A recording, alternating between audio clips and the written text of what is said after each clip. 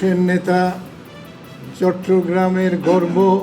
যুক্তরাষ্ট্রের নিউ ইয়র্কে জ্যাকসন হেটসের একটি পার্টি হলে অনুষ্ঠিত সংবর্ধনা সভায় চট্টগ্রাম ৯ আসনের সংসদ সদস্য আবু সুফিয়ান বলেন, গত ১৭ বছর বাংলাদেশে একটি শ্বাসরুদ্ধকর পরিবেশ ছিল। ২০২৪ সালের ৫ আগস্ট ছাত্র জনতার অভ্যুত্থানে ক্ষমতা হারিয়ে তৎকালীন প্রধানমন্ত্রী শেখ হাসিনা ভারতে পালিয়ে যান এবং তার সাথে দুর্নীতিবাজ ও রাষ্ট্রীয় সম্পদ লুণ্ঠনকারীরাও বিদেশে পালিয়ে যায়। এদের মধ্যে কেউ কেউ আমেরিকায় অবস্থান করে এখনো নানা ধরনের হুমকি দিচ্ছে।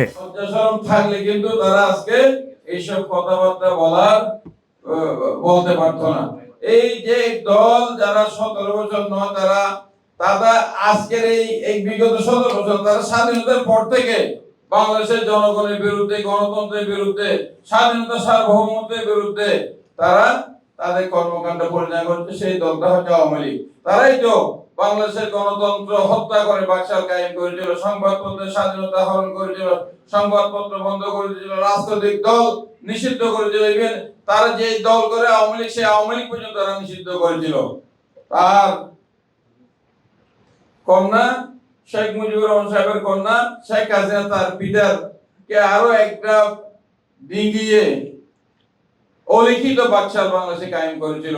মানুষের এই যে একজন স্বাধীন সার্বভৌম দেশের নাগরিকের যে ভোটাধিকার, সেই ভোটাধিকার তারা হরণ করেছিল। বাংলাদেশে নতুন প্রজন্ম ভোট কি জিনিস, নির্বাচন কি জিনিস সেটা ভুলে গিয়েছিল। আজকে একটি রক্তক্ষয়ী আন্দোলন সংগ্রামের মধ্য দিয়ে বাংলাদেশের জনগণ তাদের যেই মালিকানা, সংবিধানে উল্লেখ আছে যে বাংলাদেশের মালিকানা কাদের, বাংলাদেশের জনগণ হচ্ছে বাংলাদেশের মালিক। সেই মালিকানা আমরা হারিয়ে ফেলেছিলাম, বাংলাদেশের নাগরিকেরা হারিয়ে ফেলেছিল। আন্দোলন সংগ্রামের মধ্য দিয়ে সেই মালিকানা আমরা ফিরে পেয়েছি। আমরা একটা অবাধ সুষ্ঠু নির্বাচনের মধ্য দিয়ে জনগণের সরকার আজকে প্রতিষ্ঠিত হয়েছে।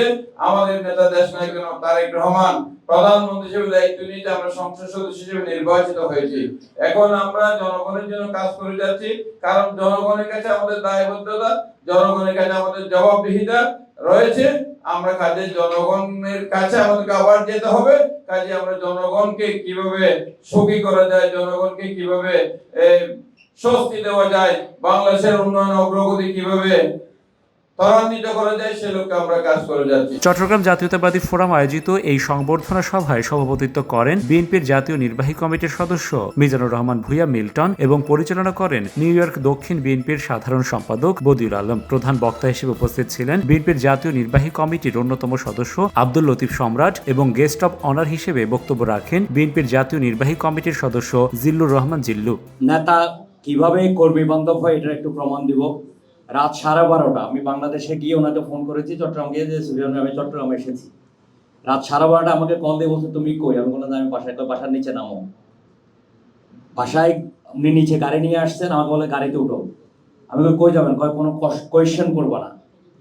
উনি প্রথমে গেলেন চট্টগ্রাম ইঞ্জিনিয়ারিং ইনস্টিটিউট একটা বিয়েতে, ওটাতে গেলাম, বলে খাওয়া যাবে না, শুধু যাবা। গেছি সাথে, ওনার সাথে ফটো সেশন করে, উনি সবার সাথে হ্যান্ডশেক ট্যান্ডশেক করে বলছে উঠো। আমি আমার বাসায় না, আমাদের কয় না কাজ আছে। উনি নিয়ে গেলেন বাকলি, তার একটা ক্লাব আছে ক্যাবি, আমান আলী রোডের ক্যাবি কি পার্টি হল, নতুন হয়েছে, এটা আমি জানতাম না। ঠিক ওখানে রাত 1:30 তখন একজন, আমি গিয়েছি আমেরিকা থেকে, উনি আমাকে সময় কিভাবে দিচ্ছেন আপনারা চিন্তা করেন। উনি দিনের বেলায় কিংবা অন্য সময় আমাকে সময় দিতে পারবেন না বলে ওই সময়টা উনি আমাকে দিয়েছেন। আমি মানে আমি এসে আমার ওয়াইফকে বললাম যে দেখো, তুমি এত রাত্রে কই গেছো? আমি তো সুফিয়ান ভাই আসতে নিয়েছি, আমার যাইতে হবে। তো এটাই হচ্ছে নেতা। আজকে সুফিয়ান ভাই সম্বন্ধে আমাদের কিছু পরবর্তী বক্তা বলতেছিলেন, সুফিয়ান ভাই মন্ত্রী হিসেবে দিতে চান। চট্টগ্রাম ৯ আসন যার, সেখানে মন্ত্রীটা দাঁড়িয়ে থাকে।